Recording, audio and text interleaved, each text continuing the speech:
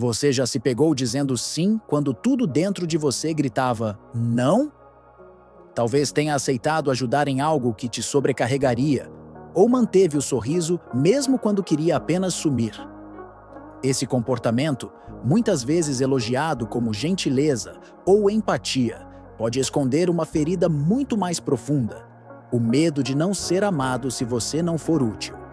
Segundo a Mental Health Foundation, 87% das pessoas que sofrem de burnout relatam dificuldade em estabelecer limites. Isso não é coincidência. É uma epidemia silenciosa. Gente exausta, gentil até a exaustão, que carrega nos ombros a tarefa impossível de nunca desagradar ninguém. Mas a que custo?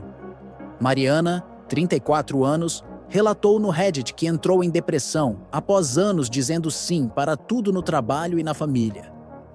Se eu decepcionasse alguém, me sentia inútil, escreveu. A sensação de valor estava condicionada à aceitação externa, como se só tivesse permissão para existir se fosse agradável, disponível, sorridente. Talvez você se identifique. Talvez também tenha aprendido, cedo demais, que amor se ganha e não se recebe. Que dizer não é ser egoísta. Que contrariar o outro é colocar a relação em risco. Só que em algum momento, essa lógica começa a corroer a alma. E se o que você chama de bondade for, na verdade, medo de rejeição disfarçado? E se essa sua doçura excessiva for uma prisão invisível, construída com elogios e mantida por culpa? Neste vídeo, vamos explorar o que há por trás da necessidade de agradar. Vamos desconstruir o mito da pessoa boa e revelar como o silêncio emocional pode virar doença. Porque agradar todo mundo tem um preço. E às vezes, esse preço é você. Alguns comportamentos são tão antigos que parecem parte da nossa identidade. Mas quando você sente que precisa agradar para ser aceito, talvez esteja apenas repetindo um padrão antigo. Um padrão que nasceu muito antes de você perceber. Muitos de nós crescemos em lares onde o amor vinha com condições. Se você for bonzinho, eu te amo. Se tirar boas notas, papai vai ficar feliz. Não é dito assim com essas palavras, mas é sentido. A criança aprende que agradar é sobrevivência emocional. Que ser aceito custa comportamento exemplar, silêncio estratégico e sorrisos obedientes. Aí entra o primeiro veneno invisível: a confusão entre aceitação e submissão emocional. Quando a autoestima depende da reação do outro, você começa a viver como um reflexo. Está sempre se moldando, sempre analisando como será percebido. Você se torna mestre em evitar conflitos, mesmo que isso signifique engolir a própria vontade. O preço disso é alto: ansiedade, frustração, sensação crônica de se trair. Existe também uma armadilha moral: a ideia de que ser bom é nunca desagradar. Essa crença aprisiona. Faz com que você negue sua própria raiva, seu cansaço, seu não. E o problema é que, ao negar tudo isso, você também nega sua verdade. Relações assim se tornam teatrais, superficiais, porque não há espaço para a autenticidade. E no fundo, o que disfarçamos como gentileza pode ser puro medo de abandono. O medo de ser deixado, rejeitado, esquecido. Então você diz sim para manter a paz, para não incomodar, para não ser descartado. Só que esse esforço constante em manter o outro feliz vai drenando sua energia vital. Você se vê exausto, confuso, com raiva de si mesmo por nunca se priorizar. Você já parou para perguntar: de quem é essa voz dentro de mim que diz que tenho que agradar? Ela ainda me serve? Ou está apenas me mantendo num ciclo de autoaniquilação disfarçada de virtude? Essa é a primeira corrente que precisamos ver com clareza. Porque só aquilo que é nomeado pode ser transformado. Existe uma linha tênue entre empatia e autoabandono. E muitos de nós a atravessamos todos os dias sem perceber. Quando você vive em função de agradar, corre o risco de desaparecer dentro de si mesmo. A princípio parece virtude. Afinal, você é educado, prestativo, evita conflitos. Mas no silêncio dessa doçura, há uma violência sutil. Você vai se apagando, pouco a pouco, em nome de uma aceitação que nunca se completa. A cultura reforça esse mito. Desde cedo, somos ensinados a dar a outra face, como se a única forma de ser bom fosse aceitar tudo, engolir tudo, perdoar tudo. Só que essa leitura mal compreendida de princípios cristãos não liberta, aprisiona. Dizer não é egoísmo, é autocuidado, é um sim silencioso à sua saúde emocional. E essa coragem pode ser treinada. Com prática e consciência, é possível aprender a identificar seus limites, usar respostas firmes e respeitosas e dar espaço à sua própria necessidade sem culpa. E há outro ponto delicado. O prazer em agradar às vezes esconde o desejo inconsciente de controle. Quando você se molda para ser sempre querido, no fundo também espera algo em troca.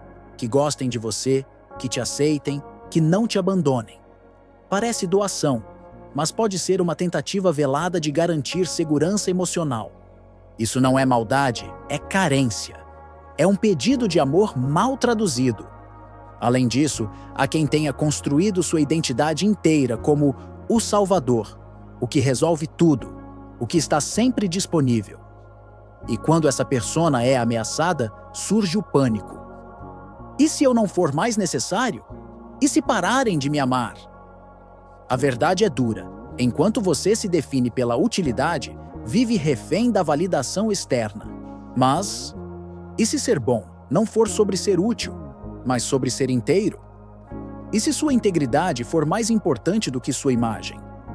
Essas perguntas não são fáceis, mas talvez sejam o início de uma libertação real.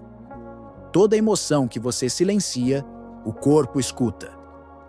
Quando você vive dizendo sim para manter a paz, mas sente não pulsando por dentro, essa contradição se acumula. E o que não vira palavra, vira sintoma. Estresse crônico, insônia, dores musculares, crises de ansiedade. O corpo grita o que a boca não ousa dizer. É como se cada sim forçado deixasse um rastro invisível, corroendo sua energia vital. Essa calma aparente, tão elogiada pelos outros, muitas vezes é uma implosão emocional prestes a acontecer. Você aparenta equilíbrio, mas por dentro carrega mágoas, ressentimentos e frustrações não digeridas. Esse silêncio forçado cobra um preço alto: desconexão consigo mesmo, confusão mental e uma sensação difusa de sufocamento. E há um detalhe biológico importante. Quando você se força a agradar o tempo todo, esgota recursos do seu cérebro, em especial do córtex pré-frontal, a região responsável por tomada de decisões, regulação emocional e controle dos impulsos. É como se o excesso de sim drenasse sua capacidade de pensar com clareza e agir com firmeza. Sua mente entra em colapso sob o peso das concessões. Para romper esse ciclo, comece com um ato simples, porém poderoso. Escreva. Durante 7 dias, anote tudo o que você queria ter dito e não disse. Situações pequenas, frases engolidas, limites que não foram impostos. Esse diário do não dito não é apenas um exercício de desabafo. É um espelho. Ele mostra padrões. Ele revela onde você se abandona e, aos poucos, fortalece sua capacidade de se posicionar sem culpa. A raiva que você engole não desaparece. Ela se transforma e, se não for ouvida, adoece você por dentro. Talvez seja a hora de parar de engolir. Talvez seja a hora de começar a falar. Libertar-se da compulsão de agradar não acontece de uma hora para outra. É como reabilitar um músculo atrofiado. Exige prática, consciência e coragem. E tudo começa com um não pequeno, quase imperceptível, mas que, para quem sempre se anulou, representa um terremoto interno. O método do microlimite é uma ferramenta prática para isso. Consiste em começar pelos nãos de baixo risco, recusar um convite desnecessário, não responder uma mensagem imediatamente, deixar de explicar excessivamente uma decisão. São atos pequenos, mas simbólicos. Eles reprogramam seu sistema nervoso para entender que dizer não não é uma ameaça, e sim um ato de respeito próprio. É fundamental reconhecer os sinais de teste. Pessoas ao seu redor, conscientemente ou não, irão desafiar seus novos limites. São os convites insistentes, as cobranças sutis, as chantagens emocionais disfarçadas de preocupação. Nessas horas, sua firmeza é mais importante do que qualquer justificativa. A clareza do seu não estabelece novos contratos de respeito. Nietzsche dizia que a verdadeira liberdade não está em fazer tudo o que se quer, mas em poder dizer não ao que fere a própria essência. Dizer não é afirmar sua vontade, é recusar ser moldado pelo desejo alheio, é declarar: eu existo para além da expectativa dos outros. Diego, 41 anos, é um exemplo disso. Durante anos, ele dizia sim a tudo que a sogra exigia: tarefas, visitas, favores. O casamento começou a ruir. Quando ele começou a estabelecer limites, enfrentou resistência, culpa, medo. Mas não recuou. Com o tempo, a relação se reequilibrou. Ele resgatou tempo, energia e, sobretudo, dignidade. Você não precisa começar com um não heróico. Precisa apenas começar. Cada não, dito com clareza, é um passo em direção à sua liberdade emocional. Porque o respeito começa quando você decide parar de se trair. Quando você começa a se posicionar, algo inevitável acontece. Algumas pessoas se afastam. Não por maldade, mas porque a nova versão de você já não alimenta a dinâmica anterior. Seus nãos desafiam os jogos silenciosos, expõem os desequilíbrios. E quem se beneficiava do seu silêncio pode não aceitar sua voz. Mas isso não é fracasso, é depuração. Relações baseadas em desequilíbrio não sobrevivem à autenticidade. É comum que nesse processo surja a culpa.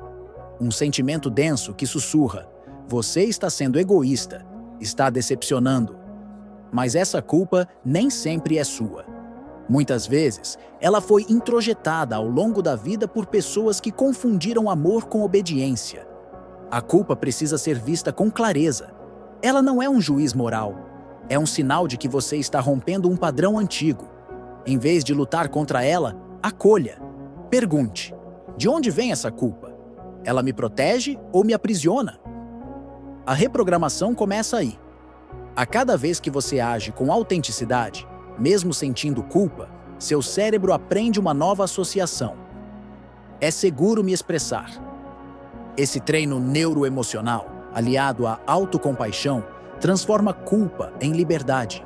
Não se trata de se tornar indiferente aos outros, mas de incluir a si mesmo na equação. Você também importa.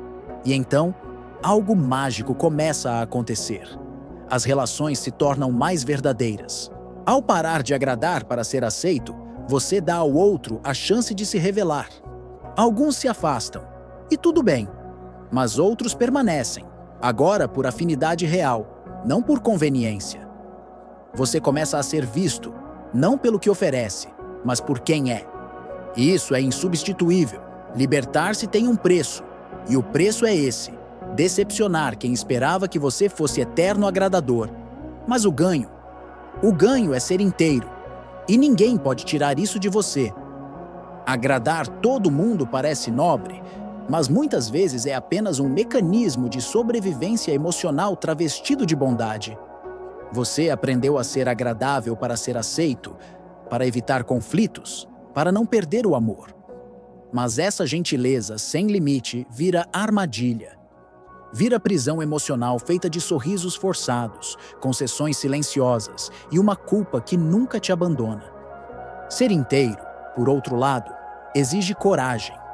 Coragem para ser mal interpretado, para decepcionar, para dizer não, mesmo tremendo por dentro, porque a verdadeira liberdade custa rejeições, mas ela também entrega respeito, o seu, antes de tudo. Você passa a se ver com clareza, a se escutar, a se honrar. E isso transforma tudo. A partir de hoje, experimente o seguinte: Escolha uma situação esta semana onde normalmente você diria sim, apenas para manter a paz. E diga não. Depois, escreva como se sentiu. Repita esse exercício 3 vezes. Observe as sensações, os medos, os pequenos avanços. Você está treinando um novo músculo, o da integridade. Se quiser aprofundar esse processo, recomendo 2 conteúdos poderosos. O livro The Disease to Please, de Harriet Breker, que destrincha as raízes psicológicas do comportamento de agradar. E a palestra TEDx, The Power of No, de James Altucher, que mostra como o não pode ser o início de uma vida mais autêntica. No fim das contas, o mundo não precisa de você sorrindo o tempo todo. Precisa de você inteiro, com verdades, limites e presença real. Porque quando você para de agradar, começa a existir de verdade. E isso é mais do que suficiente.